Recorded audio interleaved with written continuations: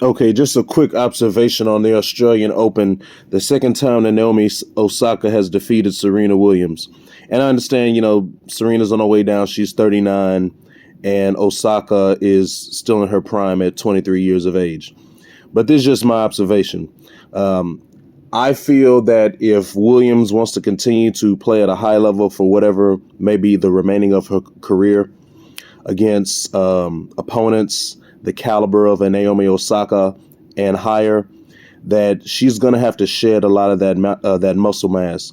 I can recall a time where Serena was not as nowhere near as heavy and as muscular, but was still, dominant and on the rise.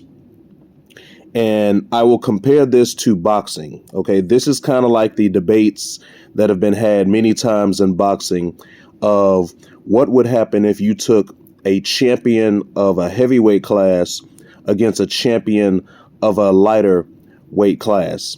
One example I would use would say be a George Foreman in his prime versus a Floyd Money Mayweather in his prime, especially with those two different distinctive fighting styles and weight classes of those fighters.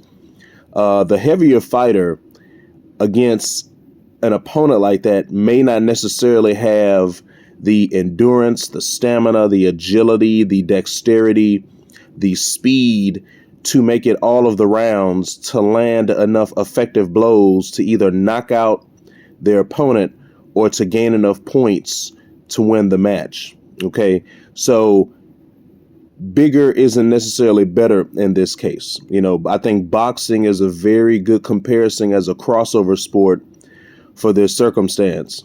And even for the pop culture examples, if you recall in Dragon Ball Z, where Trunks thought that he could just get bigger and bigger and bigger to defeat the perfect form of Cell, Trunks made himself so large and so muscular that where he did not have the speed and the agility to defeat Cell.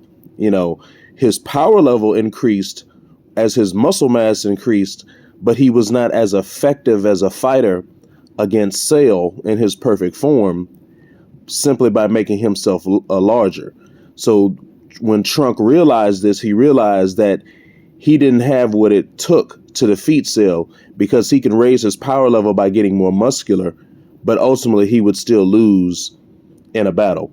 And I think, the boxing comparison, or from, like I said, the pop culture nerddom and geekdom comparison of Dragon Ball Z, I believe these are very good comparisons for what we're looking at here in tennis, in this case specifically women's tennis, but in all sports where the similarities would be the same, that just simply by bulking up and getting very large doesn't necessarily make you better, or wouldn't necessarily make you more successful. This isn't a weightlifting competition or a strongman competition or anything like that. You do have to be able to move about the court. I played tennis a little bit in my youth, but by no means am I an expert. And I've watched some of the highlights of the match, and it just appears that Osaka was able to move a lot nimbler, quicker, very lighter on her feet. She moved with more ease, almost effortlessly, to be able to work all areas of the court. And Williams just really seemed like she struggled to get back and forth. So I'm not sure she had some kind of injury or anything like that. But, like I said, I think all of that muscle and bulk is going to be a hindrance. And as she continues to age and skills will diminish, I think that, getting lighter would be effective and focusing more on the technical aspects of the game instead of simply just power. So that's my take.